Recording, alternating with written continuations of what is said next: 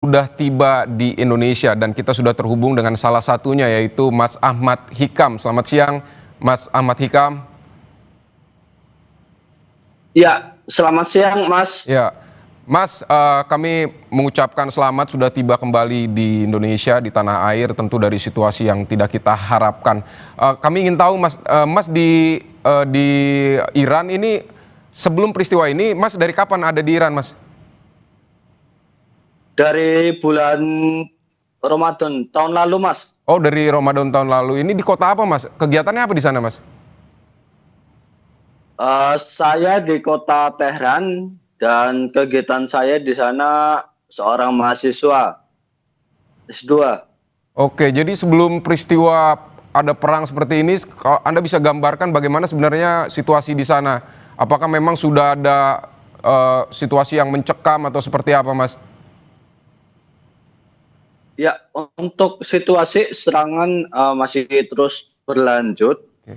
Kalau saya masih di sana ya, saya akan menggambarkan seperti itu. Kemudian situasi di kampus kami di Ahlul Bait itu aman, kemudian serangan itu terpusat di kota, kemudian gedung-gedung yang ada di sana runtuh, kemudian terdengar drone, kemudian rudal-rudal dari Israel dan Amerika itu terdengar. Kemudian adanya suara-suara yang menggetarkan kaca, yang mana dari kami yang awam untuk suara-suara ledakan, kemudian suara-suara rudal agak terdengar mengganggu seperti itu. Baik, berarti Anda merasakan langsung hal-hal mencekam seperti tadi ya, Mas ya? Ya, Mas, betul. Oke, lalu apa situasi yang kemudian membuat Anda itu berlangsung beberapa hari tentu, tapi apa situasi yang kemudian membuat Anda memutuskan saya harus kembali atau seperti apa, Mas? Situasi yang pertama yaitu ketika bulan Ramadan kemarin terjadinya ledakan pertama di tanggal 2 Ramadan.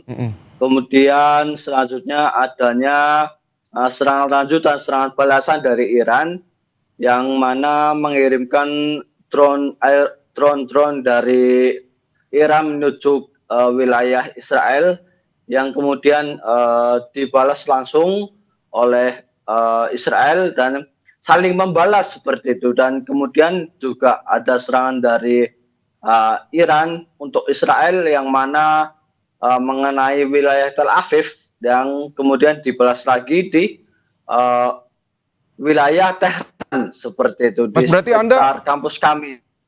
Anda mendengar langsung secara rutin begitu ada ledakan-ledakan terus di sana atau seperti apa, Mas?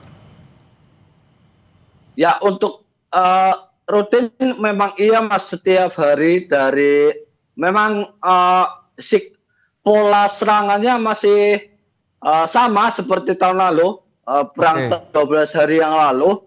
Kemudian mungkin saat ini yang berbeda adalah eh, dari jam setengah 6 pagi sampai mungkin waktu sahur itu mungkin kami masih mendengar adanya serangan seperti itu. Oke, oke. Lalu ketika Anda memutuskan kembali tiba untuk pulang ke Indonesia begitu, yang terakhir di sana seperti apa? Apakah memang kondisi atau kebutuhan pokok Anda begitu tidak terpenuhi atau bagaimana? Misalnya ada air atau masih lancar atau seperti apa?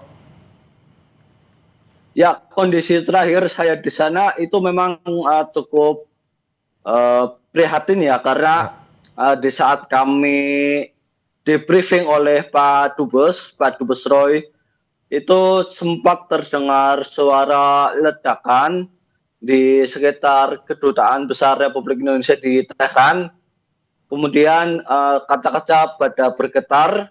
Kemudian setelah itu kami berangkat ke border antara Iran dan Azerbaijan. Kemudian untuk selanjutnya pertanyaan sembako itu masih aman, Mas, terkait sebelum saya berangkat dari meeting point itu beras, minyak kemudian telur itu masih ada, kemudian untuk air itu masih lancar, kemudian untuk listrik itu masih nyala Mas, 24 masih nyala, meskipun internet satu terbatas. Baik, tapi waktu itu sudah dikasih tahu bahwa warga negara kita sudah tidak mungkin menetap lebih lama di sana dan harus kembali ya Mas ya? Iya, iya, betul. Oke, oke. Jadi Anda pertama kali menerima informasi mengenai rencana evakuasi dari pemerintah atau dari KBRI itu kapan, Mas? Untuk kapan dari semenjak pertengahan bulan Ramadan. Nah, itu kami sempat menerima surat surat ajakan, sifatnya ajakan seperti itu. Jadi yang mau pulang, pulang, yang mau tidak, KBRI siap untuk memfasilitasi ketika WNI itu menginginkan pulang, Oke. kami siap. Dan misalkan yang mau stay di Tehran, ataupun di Iran, ataupun di kota-kota yang lain, KBRI siap untuk melindungi dan siap untuk mengawasi 24 jam non-stop. Baik, ada yang memutuskan untuk tinggal, ada yang memutuskan untuk pulang, dan Anda memutuskan untuk pulang. Apa momen yang membuat Anda sehingga memutuskan untuk saya harus kembali ke tanah air? Ya, untuk momen seperti memang suara-suara ledakan ya dari perang tahun ini, kemudian pola serangannya mungkin cukup berbeda ya seperti tahun lalu, 12 hari tahun yang lalu, kemudian sudah tidak kondusif ya, karena memang di Tehran sendiri saya sempat merasakan adanya pola serangan yang cukup masif seperti itu dari awal Ramadan sampai saya diberangkatkan dari meeting point seperti itu. Tapi ada WNI yang Anda kenalkah yang memutuskan untuk tinggal dan apa alasannya, Mas? Mungkin yang saya kenal itu mungkin mahasiswa yang mungkin mahasiswa di Iran, mahasiswa Indonesia di Iran mungkin sebentar lagi akan lulus, akan wisuda yang di bulan Juni atau Juli, mungkin mereka sudah wisuda dan akan kembali ke Indonesia seperti itu, Mas. Oke, jadi mereka memutuskan belum pulang. Yang Anda ketahui di sana mereka nanti kondisinya akan seperti apa, sembunyi di mana, atau mereka sudah punya rencana untuk menghindari serangan yang begitu masif, atau seperti apa yang Anda ketahui tentang rekan-rekan Anda di sana? Ya, untuk mereka sudah aman di shelter apartemen staf KBRI Tehran. Itu mereka sudah aman, sudah dievakuasi untuk tetap tinggal di apartemen staf KBRI Tehran seperti itu. Oh, jadi WNI kita yang memilih untuk tinggal di sana akhirnya ditempatkan di KBRI seperti itu ya, Mas ya? Iya, ya, ada yang di KBRI, ada yang di apartemen. Oke, tapi kondisi mereka yang Anda ketahui tetap aman dan mungkin tidak begitu terpengaruh dengan kondisi perang? Iya, betul. Karena di KBRI itu kan memang sudah masuk wilayah negara. Baik, kemudian di sana ada sekali staf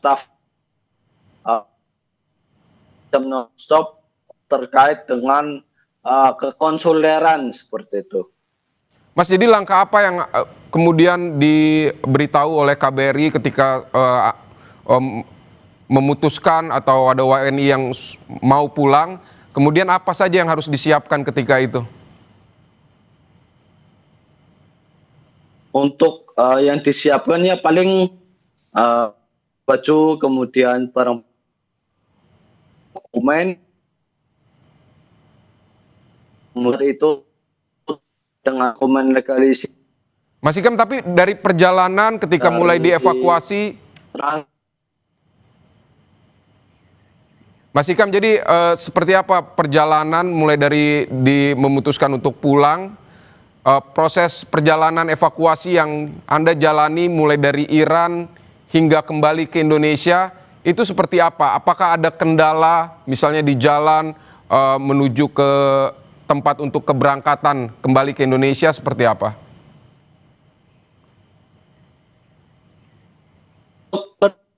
Mas, Ada hambatan begitu atau seperti apa, Mas? dari Tehran menuju